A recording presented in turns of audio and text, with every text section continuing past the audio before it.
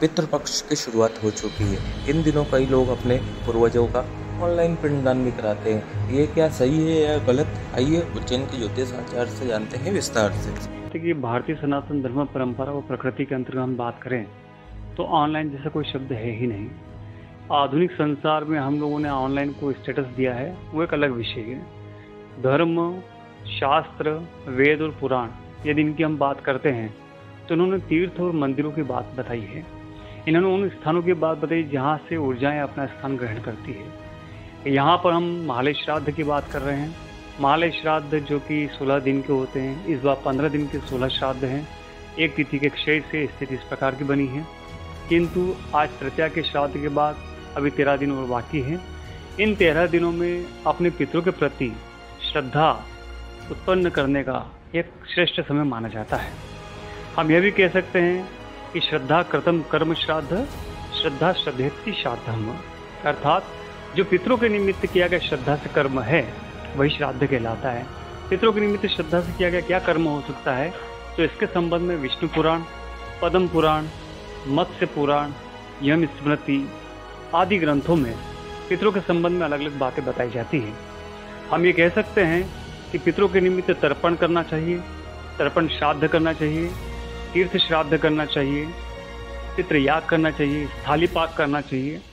ये सभी वे स्थितियां हैं जिनसे पितरों को तृप्ति होती है, पितरों को मोक्ष होता है और पितरों की ताकत बढ़ती है। यदि हम बात करें गया श्राद्ध करने की, कि गया श्राद्ध हम कर चुके हैं तो क्या हमें पितरों के निमित्त पूजा करनी चाहिए, तीर्थ श्राद्ध करना चाहिए या धूप ध्यान देना चाहिए?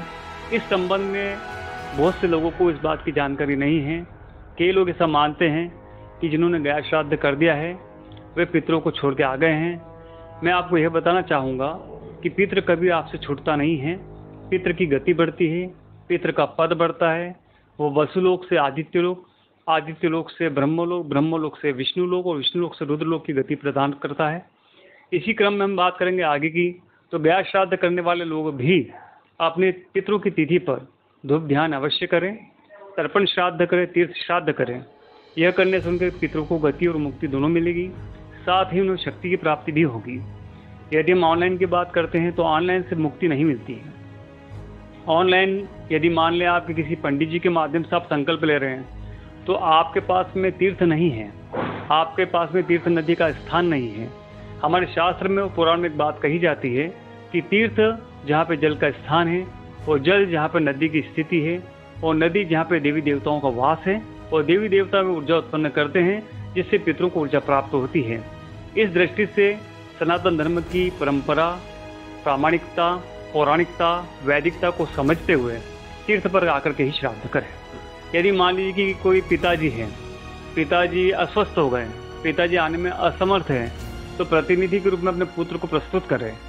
निर्णय सिंधु ग्रंथ में इस प्रकार की बात कही जाती है, कहीं कहीं मत्स्य पुराण में भी इसकी बात कही गई, यम स्मृति में भी इसकी बात दोहराई जाती है कि मान लो पुत्र भी करने में सक्षम नहीं है तो पिता का भाई भी करने में सक्षम नहीं है तो पिता के संबंधित कोई भी रक्त संबंधी, जिसमें काका के लड़के, ताऊजी के लड़के, वे भी इस कार्य को कर सकते हैं। कुल मिलाकर के एक बात सीधी सीधी है कि अप्रत्यक्ष हो या प्रत्यक्ष हो, श्राद्ध तीर्थ पर ही करें। प्रतिनिधि न हो तो ब्राह्मण को प्रतिनिधि बना करके आप तर्पण का विधान कर सकते हैं, क्योंकि ब्रह्म यज्ञ का संकल्प होता है। हालांकि ब्रह्म यज्ञ की हम बात करें तो वैदिक मान्यता में ऐसा कहा जाता है कि ये ब्राह्मणों के अधीन है, किंतु यदि कोई ब्राह्मण जो कार्य करने में असमर्थ है, शारीरिक रूप से असमर्थ है, आने में असमर्थ है, वे ब्राह्मण को प्रतिनिधि नियुक्त करके पितृ कार्य ब्रह्म यज्ञ के रूप में कर सकते हैं।